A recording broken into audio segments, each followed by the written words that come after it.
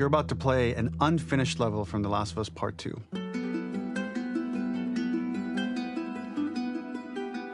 The reason we added this section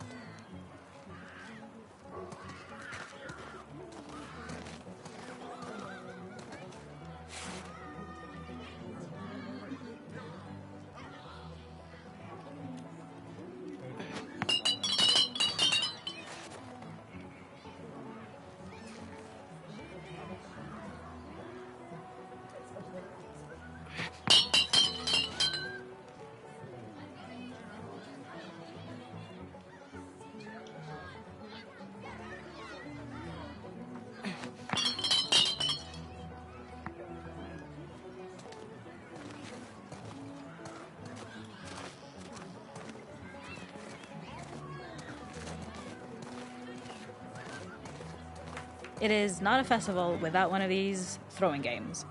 This one, of course, uses our throwable system where you're often chucking explosive things or stunning things, but for a more wholesome purpose, although some people take this game really seriously. A fun aspect of this is if you did well, you could win a toy here. Ellie would place it in her pocket. If you had done this, you'd find the toy with JJ, the baby, later back at the farm. When we cut this, the toy made it through anyway because it was so cute. It is the same one you see on the tractor at the farm. Ollie the elephant.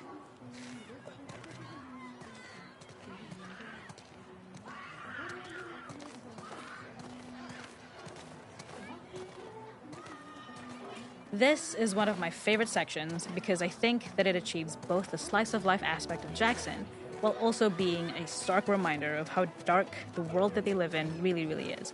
To attract attention and curiosity, one of the kids was supposed to make this adorable, messed up little clicker impression, and the others would giggle. We tried a version where if you got close enough, the kid might try and follow you a little before turning back. Since clickers are blind and move by echolocation, for this game of messed up tag, Ellie must close her eyes and listen for when the children give themselves away. The thought was that these kids are in relative safety. They still grow up with the dangers of clickers and runners, and all those lessons would embed themselves in the games that they play. When the festival got cut, they tried to preserve this moment and move it to the front of the game where the snowball fight is, as a tutorial.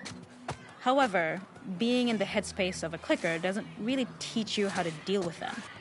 Eventually, it evolved, and they instead made the snowball fight, which was, I think, way more effective. For me, it's character illuminating that not only does Ellie know this game, she plays along. There's a familiarity with the kids that's really nice to see, especially because it's such a difference from the Ellie we see later, who has a sort of hollow normalcy that she's trying to get with JJ, but kind of fails.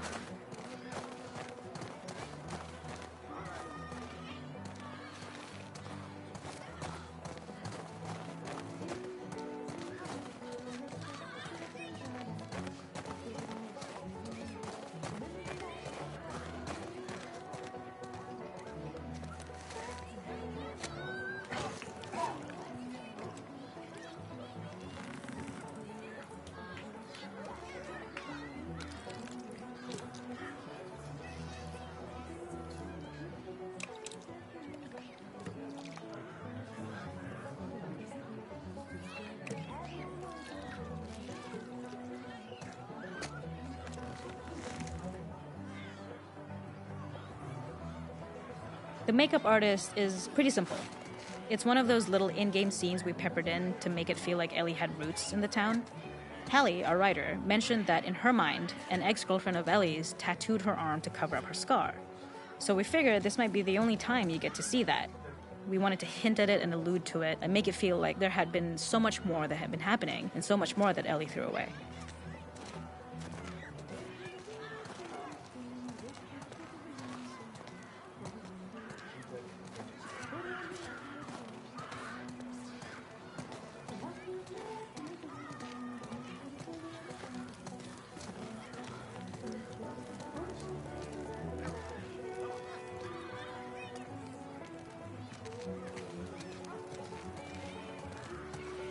We use our workbench a lot to make a lot of things that kill and maim and hurt people.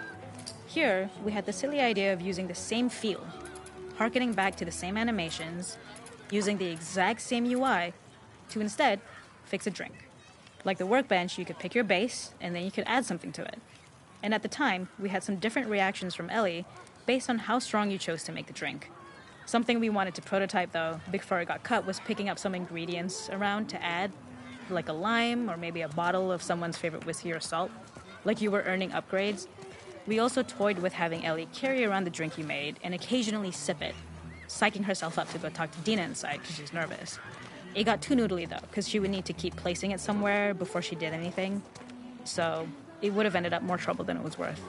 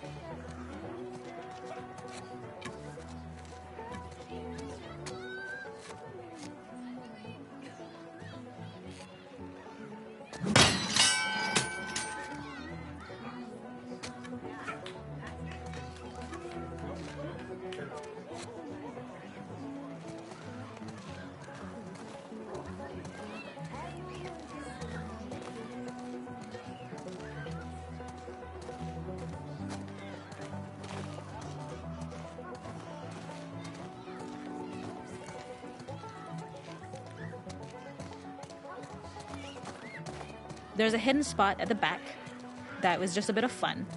It was highlighting Jackson's normalcy with something we would find in a real world. In the back, you would find teenagers finding some alone time with each other in a dark corner of a party. It was rewarding the player for peeking into a hidden corner, but ultimately redirecting them back to the festival. We also had versions of them smoking weed here, despite Maria's consternation, probably having gotten it from Eugene.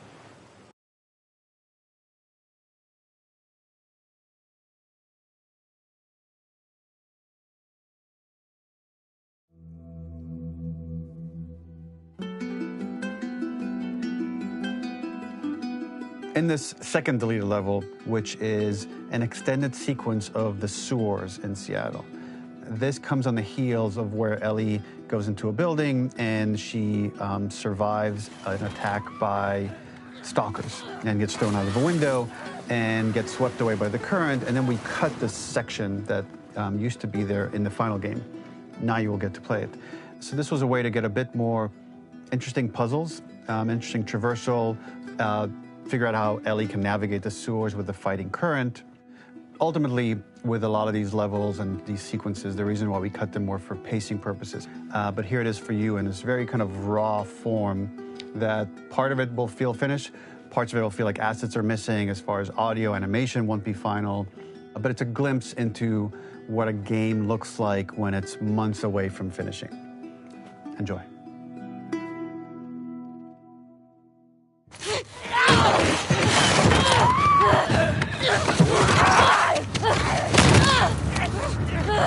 Get off of me!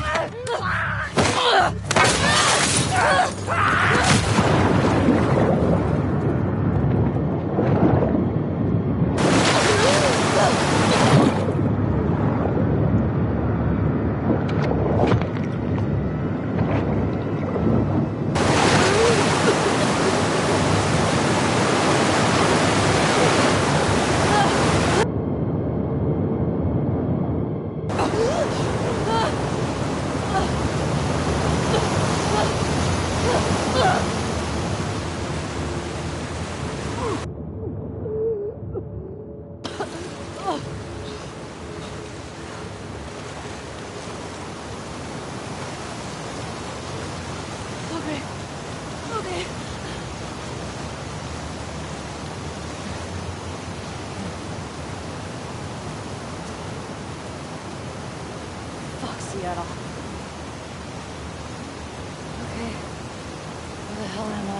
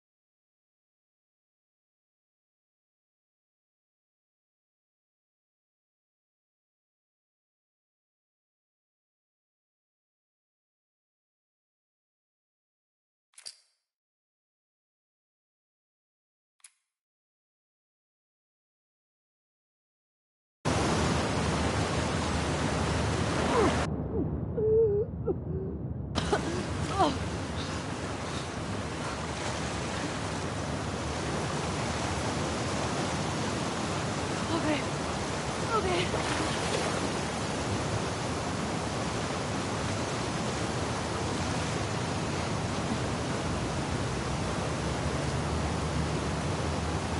Fuck Seattle.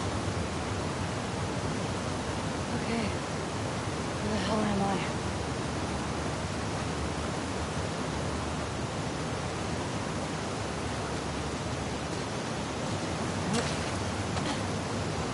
The ladder acts as an immediate goal for the player, but being able to climb out is not going to be so easy.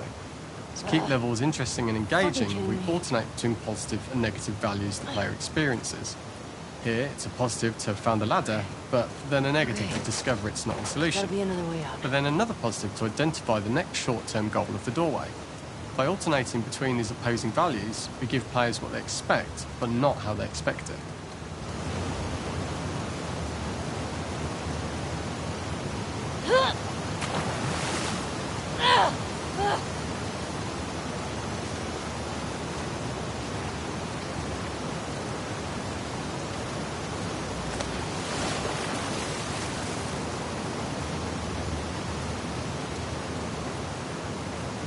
This level, internally known as Find Nora, was quite long in duration as we had to make Ellie traverse far distance to the opposite side of downtown Seattle. The sewer section was originally longer than what we released the game with, approximately 10 minutes more. This was one of the few areas of the game that used water flow as part of the traversal puzzle. The player has to go upstream to use the current to get to the platform to reach the other side. We mostly cut this mechanic game wide, however it remained in essence in the section swimming to the aquarium as Ellie when you were avoiding the waves.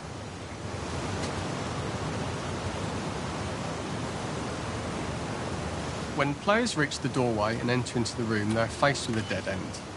The real reason for this dead-end room is that on the reversal, when exiting back out of the doorway, players are faced with the route onwards. A pipe that they'd not been able to see when they were swept past it on the way in, and something that was hidden from view when on the side platforms. The intention here being that the only option is to go off the standard path in order to search for a way out.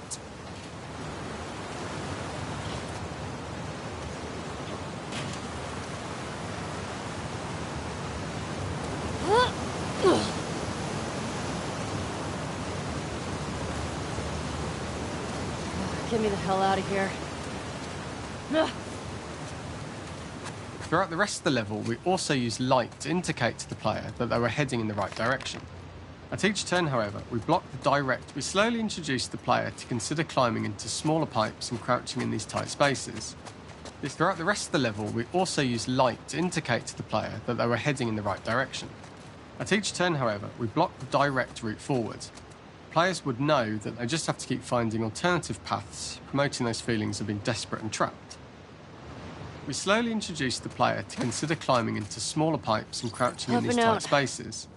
This is to slowly build up to and encourage the player to climb into such a small pipe that they'd have to be crawling on their stomach, which is something that the player previously may not have recognised as a playable space, let alone the desired route they need to take. We added a tiny space just to reward the player's exploration with a pickup item, and we made sure it was something that made sense that you'd find in this area. A canister and all the garbage that had been washed into the sewers from the surface. We loved the idea of making Ellie prone through a tiny dirty pipe in order to get out, as it was a great opportunity to use our prone mechanic. A unique camera setup was created to support crawling in these pipes, as the standard prone camera is much higher above the player. We also created custom collision in order for Ellie to manoeuvre in these tight spaces easily. Initially, the oblong collision capsule around her character caused issues crawling around corners. We put extra effort into the custom corner collision, so the movement experience is as smooth as the main game. Fuck. Okay. Don't lose your shit, Ellie.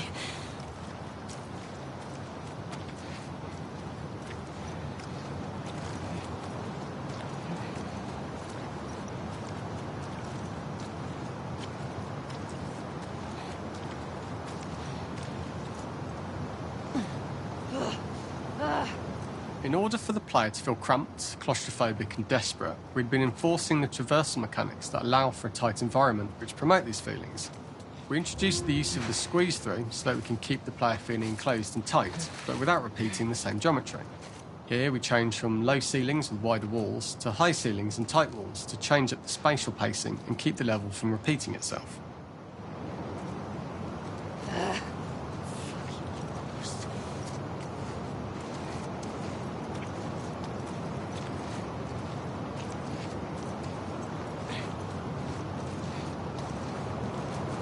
Shitty place to die.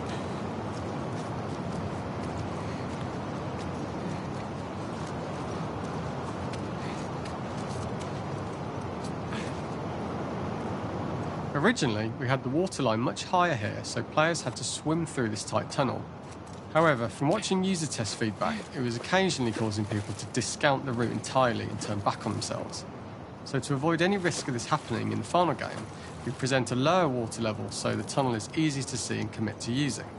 Although this isn't as impactful without the prone swim, it's the better decision as it means a smoother experience for the player with no backtracking frustration. As we surface from the water and over the crest of the slope, we reveal what is further in this tunnel. A clicker that has sprouted and the fungus has grown on the sides of the pipe. It was great to see people who user tested this area becoming increasingly worried as we forced the player to squeeze past the fungus and inches away from the clicker's face, all the time not being sure whether the clicker might be alive or attack them. Although we aren't as cruel as to force a clicker attack in such close proximity, we do have a payoff for this moment. This clicker momentarily turned into Joel to show Ellie's PTSD from what happened to Joel at the start of the game. Ultimately, we decided to save this moment for the farm level, as it was more impactful there because it could become the centrepiece of that experience. Whereas in the sewers, we weren't able to make it as much of a narrative point and give it the breathing room and reaction time that it deserves, given the tight space. We draw the player towards this pipe, as it is seemingly the route out of the tight space. Fairly soon, it is obvious that this path is blocked. If the player goes all the way up to the bars that block the path, they are rewarded with a pickup, so this journey doesn't feel wasted. It is important to encourage the player to try to progress along this path so that they would subtly be thinking of progress in this direction.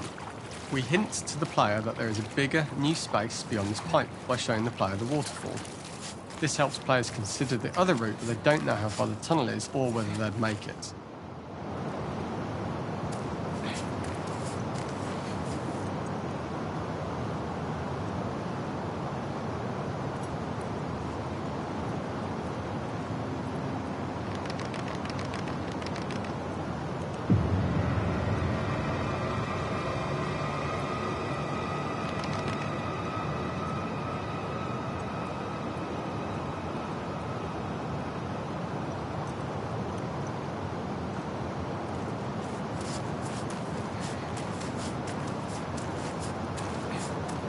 Oh, shit!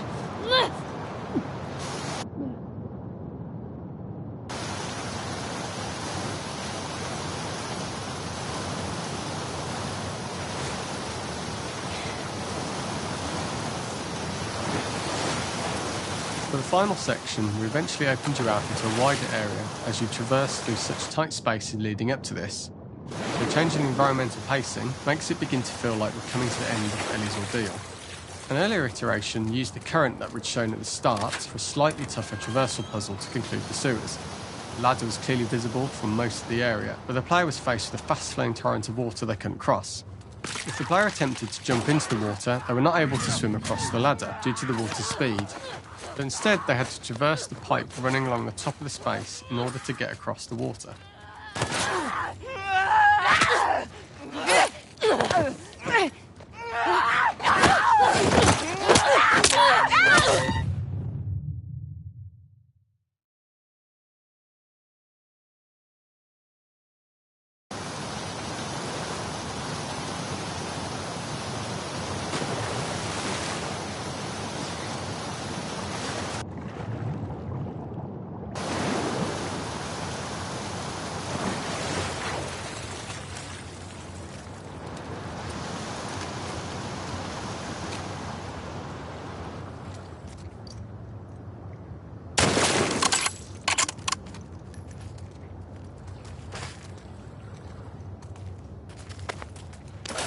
Right.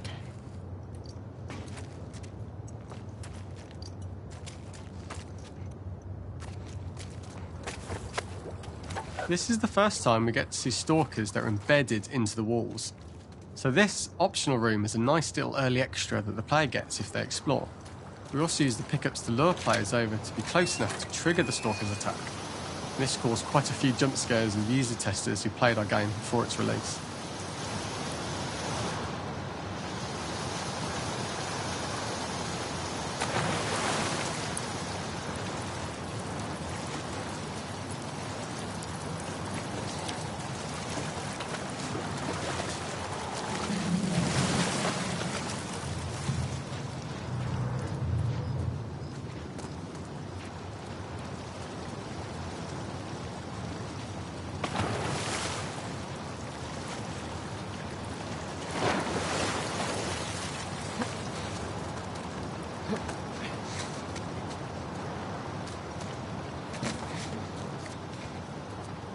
Using this pipe was retained in the iteration we shipped with, as it's the last of the extreme methods Ellie has to undergo in order to escape the sewers, and what she will go through in her pursuit of revenge.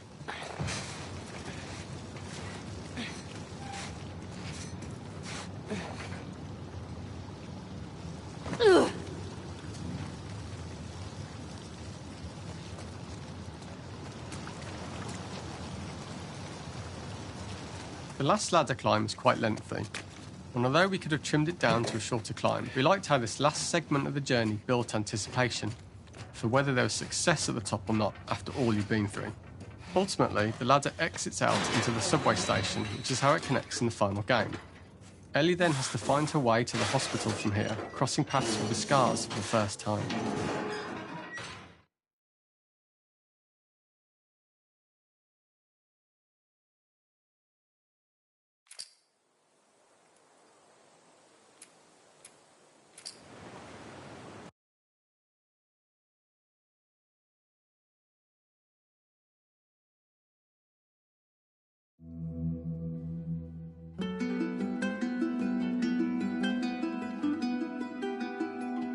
For this third and final deleted level, what we call the boar hunt sequence, this was a sequence pretty late in the game. It was right after the whole Seattle Abby sequence where Abby spares Ellie. And then we wanted to come back into Ellie's story, but keep it a bit mysterious of how much time has passed, where is Ellie now? So we're coming in on Ellie, and she's following a trail of blood. And we wanted to mirror, in a way, the deer hunt sequence from the first game, but this time do it with a boar. And there's something with Ellie that now she can't let go of this violence. She's pursuing it, even against this innocent animal. This was another opportunity to show how the violence that Ellie has experienced, the violence that she witnessed being afflicted onto Joel, is still sticking with her, and she's still experiencing these PTSD moments. This was a sequence that was pretty far along and was cut pretty late in production. Parts of it are still really rough, but the gameplay, the building blocks were all there. I think you'll have fun to see, like, again, a rough, unfinished sequence that you can play. You can see all the way to the end, and including a cinematic that we end up cutting. And the remnants of the sequence ended up being mentioned in Ellie's journal. So this part of the story that we developed still made its way into the game as kind of optional stuff that you could read about, but here you get to experience it. So as a reminder, this is pretty rough, months away from being finished, but you get to see it now.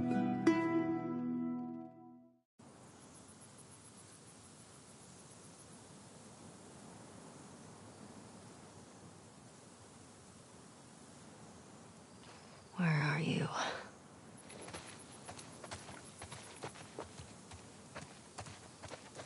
So the boar hunt was one of the hardest levels for me to work on. It was a huge challenge with the systems that we had, and we kept trying, but it never felt quite right. Originally, the level happened after the Jackson Festival, which also got cut, but before Farm. Once the festival got cut, it became the prologue to Farm. The intended experience is that we jump forward in time after the fight with Abby in the theater.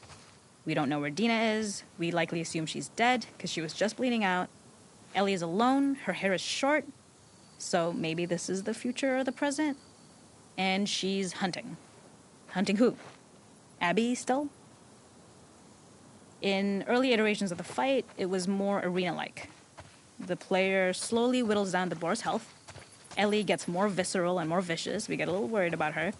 As the boar gets weaker, more panicked, more feral, and we start feeling sympathetic to the boar was the hope.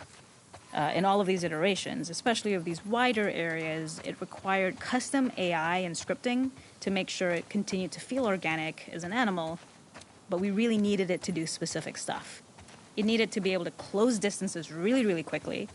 It needed to charge to attack, but we wanted the feeling of hunting, so we needed to track it down from afar.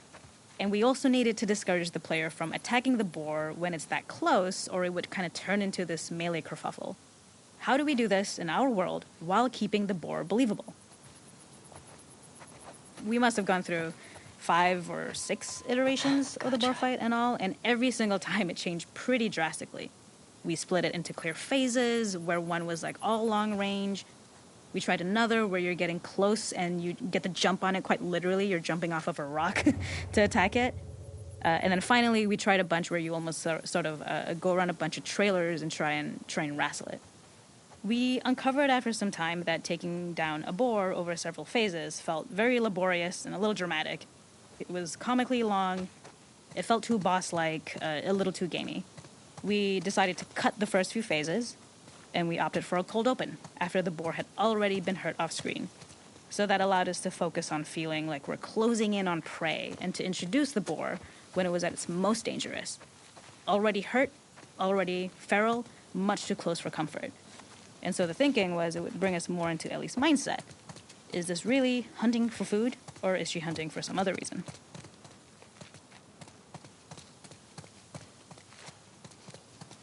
How the hell do I get in there?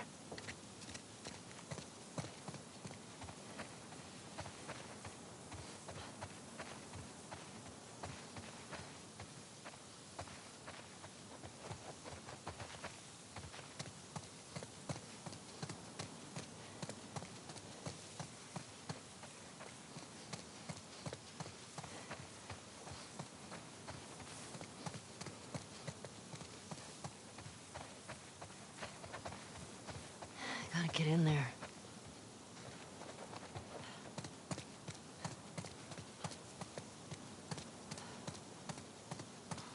The gas station was built to highlight the bore's destructiveness. Since it's cramped, the bore feels larger. We also feel trapped with it, though perhaps it's trapped with us. When it charges, it gets to us quickly, so we must be on our toes. This made it more aligned with Ellie's sort of hunting for trouble mindset. Listening became more important, as well as moving around slowly so it didn't hear you. Could you spot it before it saw or heard you? And could you get a shot off quickly enough so you could dodge out of the way? Or is the shot worth the cost after? It feels like a gamble. By the end of the fight, everything would likely be in shambles. The boar would burst through the back, and Ellie would follow it and finally enact revenge.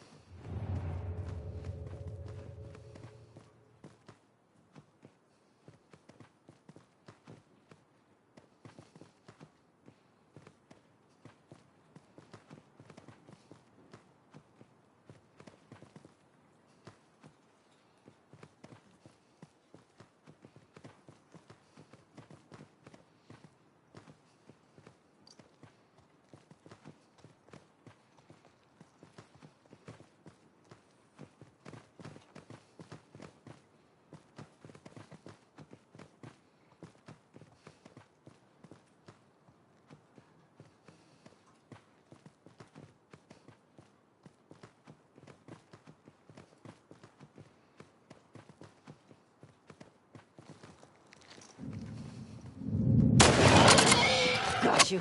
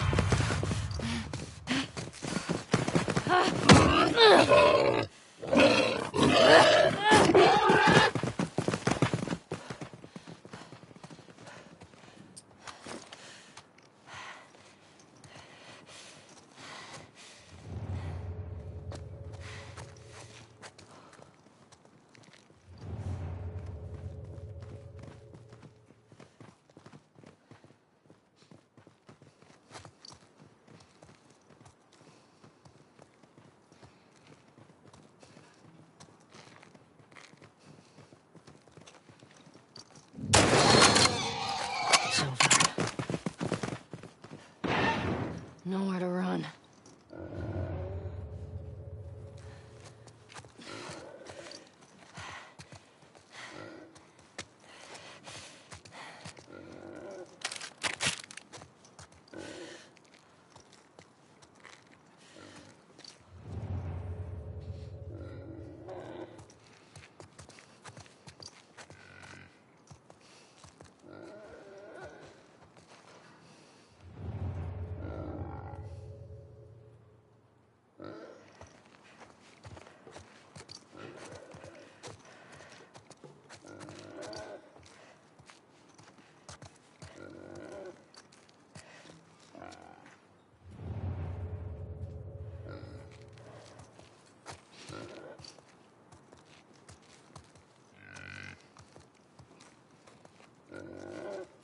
The boar kill was supposed to be anything but glorious.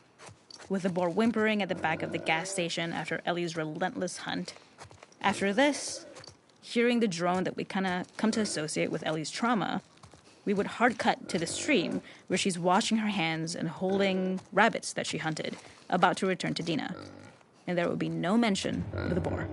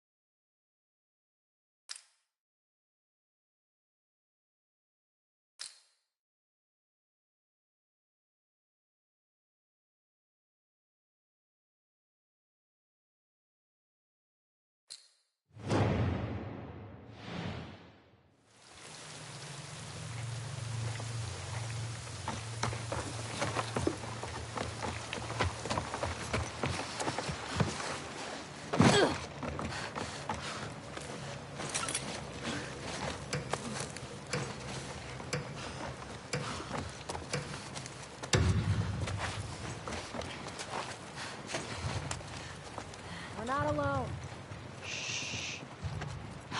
I'm with you.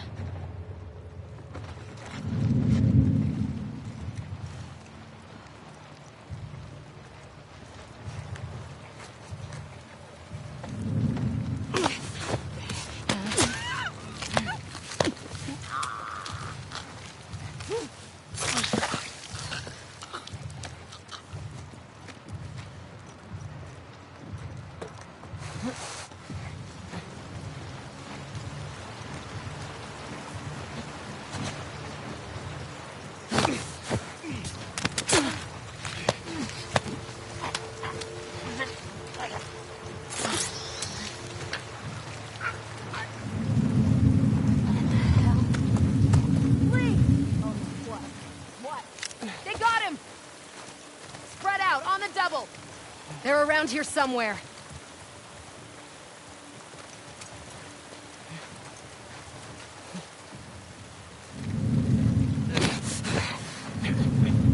All right, calm down. Got you!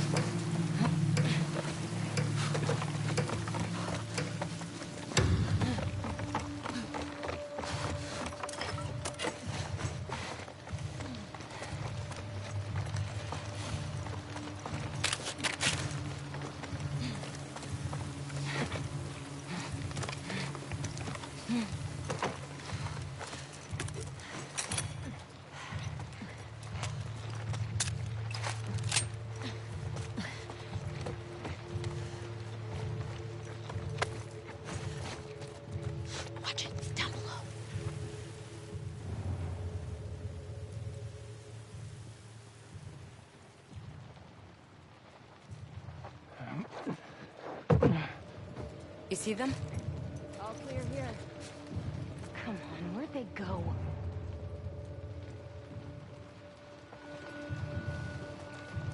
Heads up, below us.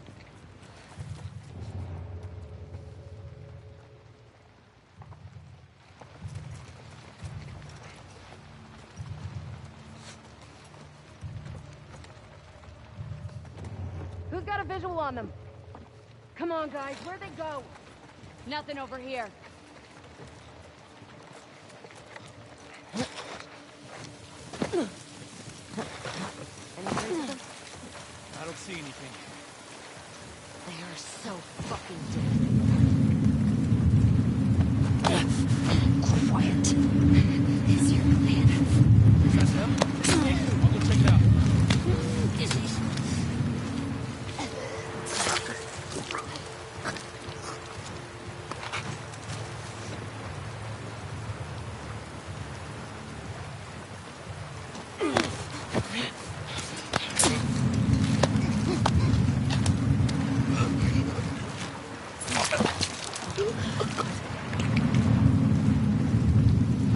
It's Rob! What? What?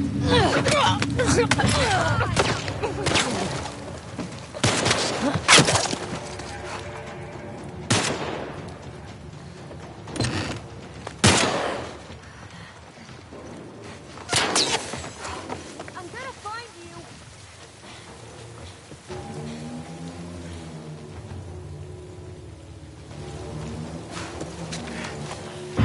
Found you!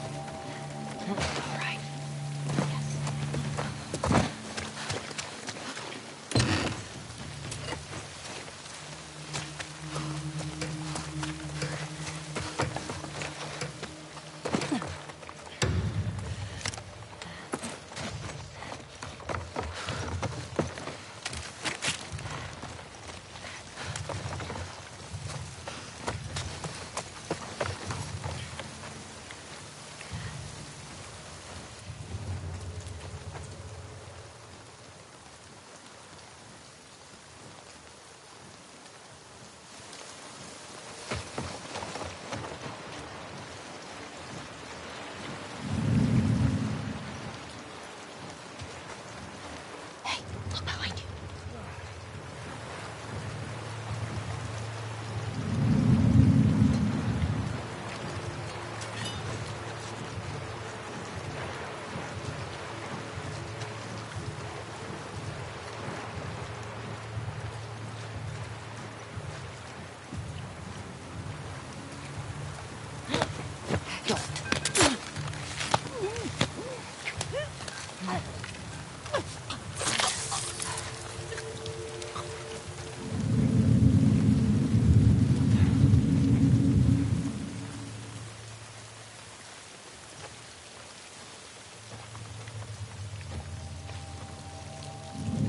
Here, on our left.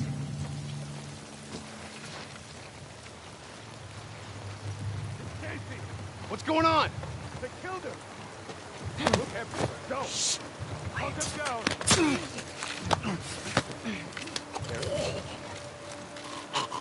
okay? See what you're made of.